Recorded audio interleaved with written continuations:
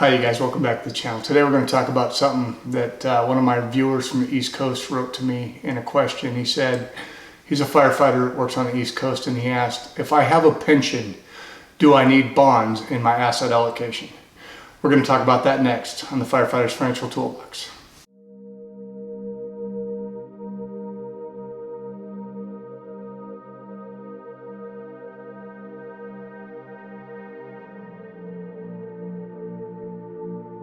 Hi you guys, welcome back to the show. Today we're going to talk about pensions a little bit. Now this is a subject I've been a little bit hesitant to talk about for the simple fact that a lot of people don't have them, and quite frankly, a lot of people get angered when they hear about people that do have them. The fact is, as a firefighter, most of us have pensions. As public service employees, we have pretty good pensions. Now, that's not to say that they're ironclad, because as pensions go, we know nothing is, right? But I know that I have a state pension that is probably going to give me about half of my current salary when I retire. So the question was, do I need to have bonds since I have a pension? Let me read what he wrote really quick. I'm going to put on my glasses so I can read them. It says, Brad, I'm a firefighter on the East Coast, and I am going to have a state pension upon my retirement. Because of this, I wondered if I really need to have bonds in my asset allocation. I'm 47 years old, and I plan to retire at age 55 with 25 plus years of service. This will give me an annual pension of about 40 to 45% of my salary currently. With this in mind, I thought that having the pension as a secure fund, I wouldn't need to have bonds, because if we did have downturns in the stock market, I could ride it out on my pension. What do you think? All right, now he asked that I didn't use his name on the video, so I'm going to respect his privacy. The question still remains, do we need them? Well, here's the thing. As we know, pensions are becoming they're going the way of the dinosaur, you guys. They're going away. Now, people that have public service and pensions are, as a rule, a little more safer than private companies' pension plans.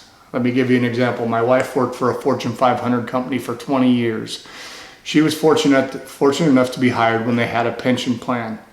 And then about 2005, they did what they call a soft freeze. That's where it basically meant people that were hired after that were not part of the pension plan. Now, because of the soft freeze, the amount that they put into my wife's pension went down dramatically. And as it turns out, it's not very big now, even after 20 years. At 20 years is when it really started growing in the amount. So she does have a pension, and it's going to be, I think when we looked at it, it's like $160 a month for 15 years. So certainly not money that we can live on. They did offer an option at 55 for her to be bought out or to sell for a certain amount, and we're going to have to look at that as an option. So back to the question about whether or not I think it's worth you not having bonds. Okay, so bonds are really unpopular right now, you guys, and I understand they're not making any money. But here's my take. This is my personal take. If you disagree with me, argue with me in the comments about it, because I'm sure there's going to be plenty of people that disagree. Bonds are for security. We know that a 10-year treasury is yielding under 2% right now. So obviously we're not going to make any money, right? Just like cash, it's a security thing. We keep cash so that we have money to spend in case the stock market goes down. We keep bonds so that when we do get a crash, we can take some of that bond money and buy some of the stocks on sale. It's a security. Now, as far as it goes for retirement, have a couple of years in cash and a couple of years in case the market has a prolonged downturn. So we can draw from that rather than drawing from our stocks when they're down, because we know if we do that, we're going to really emphasize the loss, and it's going to affect us long term. So, do I think you need to have bonds if you have a pension? First thing I would say, how secure is the pension? Is it a state pension? Is it a pension from a Fortune 500 company? Is it a pension from a smaller company?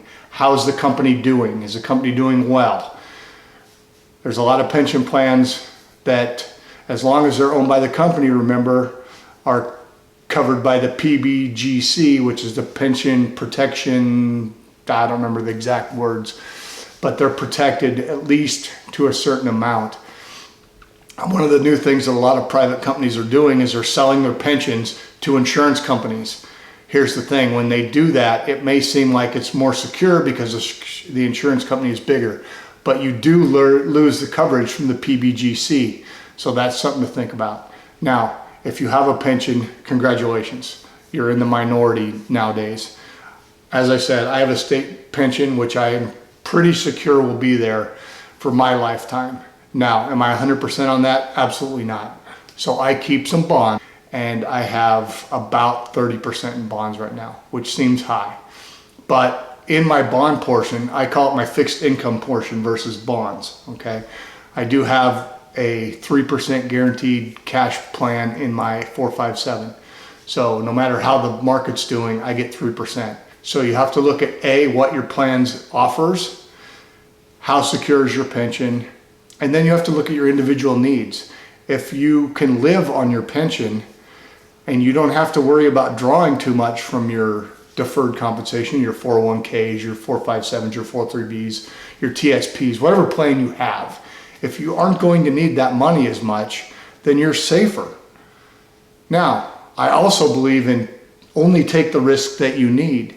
So if you've got enough to securely live and you're not concerned about, you don't want to take the risk of the stock market, because we know the stock market is risky, right? That's why we make more money from it, because we risk more to make more. But if you're secure enough and you have enough, you don't need to take as much risk, then maybe you add some more bonds. Again, personal choice. Argue with me in the comments. I know you will. I'm relying on it. I like it. Okay? But think about your individual situation, your family situation. How much do you have in your retirement plan? How much do you have saved up in your nest egg? What else do you want to do? If you're somebody who's planning on retiring and then traveling for several years in your early retirement, then you're going to be spending more, obviously. We all know that as you get older, you tend to spend less, right? Depending on how long you wait to take Social Security, if you take it at 62 or if you take it all the way at 70, you know, that's going to affect, all these sorts of things are going to affect how much you need to have for your personal asset allocation. Now, is my answer the right for everybody? Of course not. You're going to have to talk to tax people. You're going to have to look at your situation. You're going to have to judge for yourself what the best idea is. Now, do I think with a pension you can be a little more aggressive? I personally say yes, because you know, or you feel like you're going to have at least some money coming in. Now, do I say go 100% stocks if you're not? I personally can't sleep at night with 100% stocks, because I know they could go down and they could stay down for a long period of time. But that's just me. You have to ask yourself, and you have to be honest. Now, we've been on a bull market for over 10 years. People tend to forget how bad it hurts when you go through a big recession. I've been through two in my investing career. When I first started in 2000 to 2002, and again in the Great Recession of 2008. Now, in 2008, I lost about almost half of my retirement plan, everything I had saved. So it's scary.